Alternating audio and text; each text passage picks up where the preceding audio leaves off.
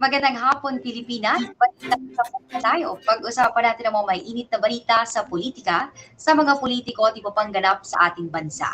Araw ng ulit ngayon ng Lunes, October 17, 2022. Nakalabas na po ng Philippine Area of Responsibility si Bagyong Neneng. Naiwan po nito na lubog pa rin sa baha ang ilang mga probinsya at bayan sa norte.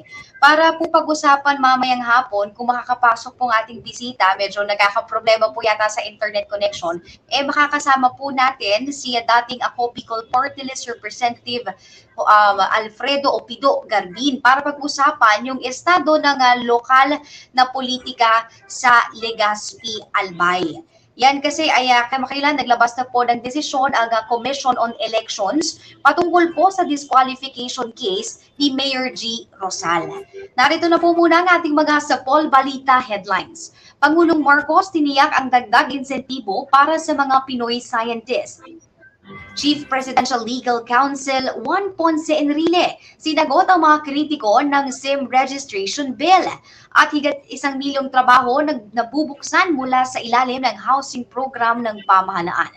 Sa detalye ng ating mga balita ngayong hapon, tinayak ni Pangulong Ferdinand Bongbong Marcos Jr. na madadagdagan ang mga benepisyo at insentibo para sa mga Pinoy scientists. Sa 8th Annual Balik Scientist Program Convention, sinabi ng Presidente na ibibigay ng kanyang administrasyon ang lahat ng suporta para sa mga Filipino scientists upang mapabuti pa ang sektor ng agham at inobasyon ng Pilipinas. Bukod dito, nagpasalamat rin ang Pangulo sa mga scientists dahil sa malaking kontribusyon at serbisyo nila sa bayan.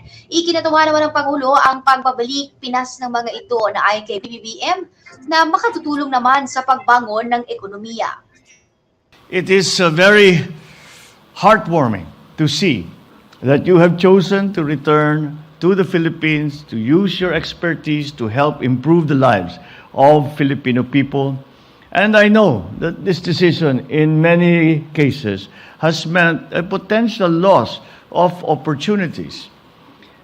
Let the gratitude and support of your government and our people suffice to compensate for your dedication, service, and sacrifice for our motherland. Samantala, naniniwala naman ang Pangulo na sa pamamagitan ng Balik Scientist Program, mahihikayat ang iba pang mga eksperto na bumalik sa bansa at magbahagi ng kanilang kaalaman para sa pagtataguyod ng scientific, agro-industrial at economic development. Samantala, kasabay rin ang paghikayat ng Pangulo sa Department of Science and Technology na palakasin ang Balik Scientist Program, hinikayat rin nito ang publiko na suportahan ang mga programa ng ahensya. It is important to highlight the critical role of the DOST with the help of the participating Balik scientists to address the perennial issues in the country through research and development initiatives. You must continue to strengthen the implementation of the Balik Scientist Program and find ways to provide more incentives to encourage more Filipino scientists to come back to the country and share their expertise.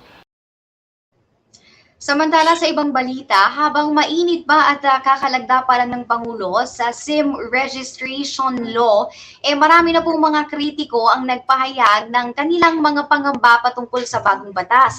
Kaya naman si Chief Presidential Legal Counsel at dating Senate President Juan Ponce Enrile, binweltahan naman ang mga kritiko ng bagong batas. Ayon kay Enrile, hindi dapat mabahala ang publiko dahil protektado ng SIM registration law ang mahahalagang impormasyon ng bawat subscriber. Pinag-aralan din daw ng mabuti ng Legal Department ng Malacanang ang batas at wala namang nakitang kahit anong butas o peligro na ikakapahamak ng publiko. Giit pa ng abogado na hindi aniya lalagdaan ni Pangulong Marcos ang nabanggit na batas kung sa tingin nito ay makokompromiso ang kaligtasan ng mga Pilipino. Sa katunayan, ayon kay Enrile, makabubuti ito para matigil na ang mga tech scam. Samantala, usapang inisyatibo ng Administrasyong Duterte naman, inaasahang makakalikha ng humigit kumulang 1.7 milyon na trabaho para sa mga Pilipino ang mga ilulunsad na housing program. Ayon kay Human Settlements and Urban Development Secretary Jose Rizalino Acuzar, ang nasabing bilang batay sa ginawang pag-aaral ng ahensya kung saan 8 manggagawa ang kakailanganin sa konstruksyon ng isang housing unit.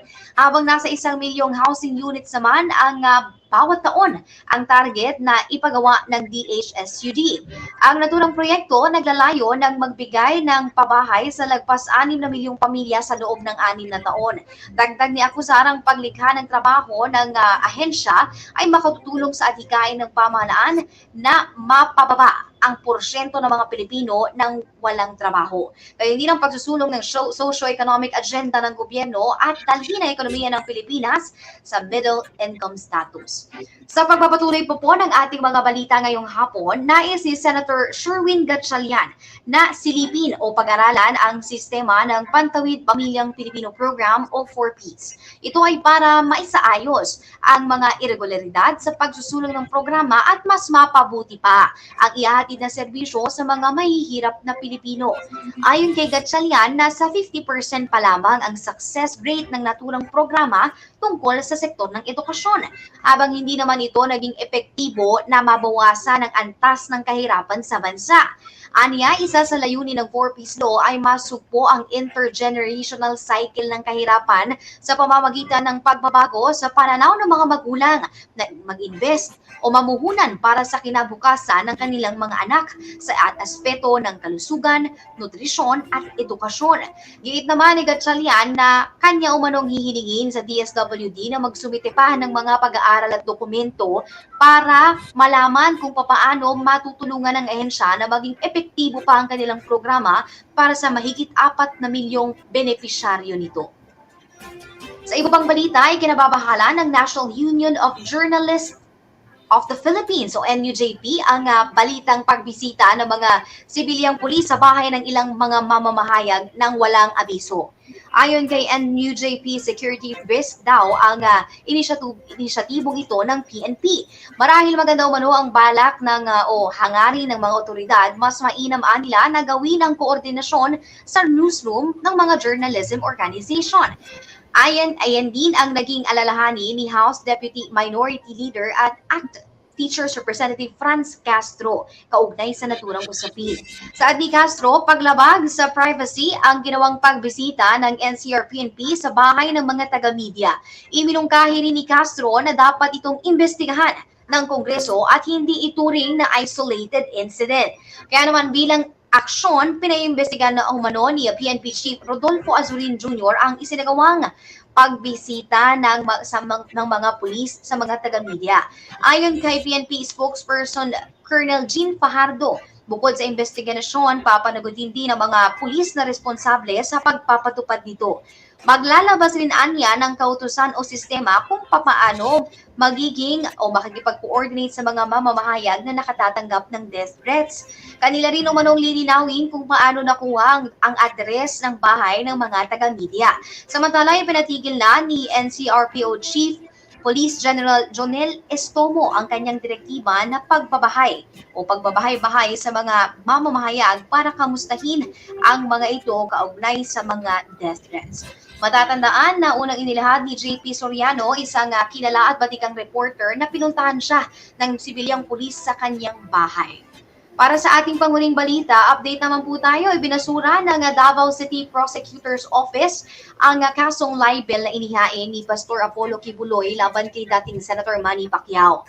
Batay sa 6 na pahinang resolusyon, kawalan ng sapat na ebidensya ang pangunahing dahilan ng pagkabasura ng kaso. Matatandaan na nagsampa ng reklamo si Kibuloy kaugnay sa umunoy mapanira at mapang-insultong pahayag ni Pacquiao noong 2022 national elections. Ayon kay Cortez, hindi ito napatunayan ng pastor sa korte. Bukod dito, nauna nang ibinasura ng Makati Prosecutor's Office ang cyber libel complaint na inihain naman ni Pacquiao laban kay Kibuloy makaraang mag-post at i-broadcast ng pastor na ginamit umano niya ang pondo ng gobyerno para sa hindi natapos na Sarangani Sports Center. Ito na po muna mga balitang aming nakalap sa buong magdamag. Subaybayan niyo po muli ang aming programa sa kaparehong oras bukas, alas 3 po ng hapon. Ako po si Carol D para sa Balitang Sapol.